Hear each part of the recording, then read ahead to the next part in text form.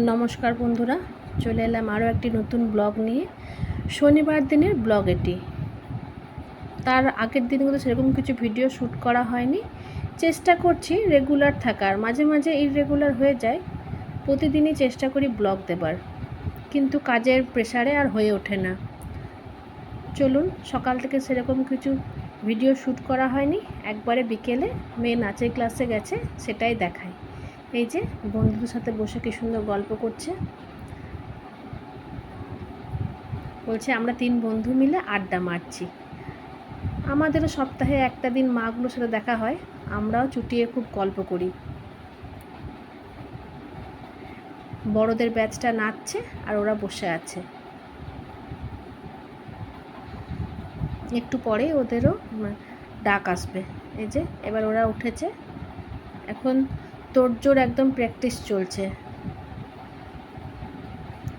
ঝুলনে programme আছে 19 August, তারই জোরদার একদম প্র্যাকটিস ম্যাম শুরু করেছে।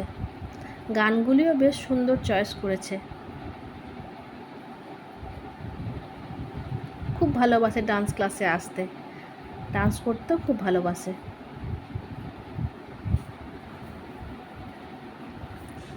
নাচের ক্লাস হয়ে যাওয়ার পরে একটু বাপের বাড়ি যাব, মা বাবার কাছে একটু খানিকক্ষণ বসবো।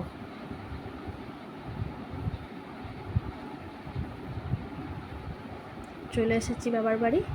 আসার সঙ্গে সঙ্গে মা চা দিয়ে দিয়েছে, আর আমি আসার সময় চপ নিয়ে এসেছি।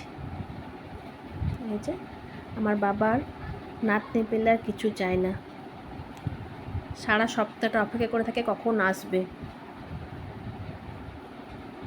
আর আমার মেয়েও খুব ভালোবাসে দাদুকে, দিদার থেকে বেশি দাদুকেই ভালোবাসে। মা বলছে কি করছিস, কি ভিডিও তুলবি না? আনো, কিছু হবে না। দাদুর মতো করে শুয়েছে ঘরে, সারাদিন দেখাবে দাদু এই করে দাদু ওই করে,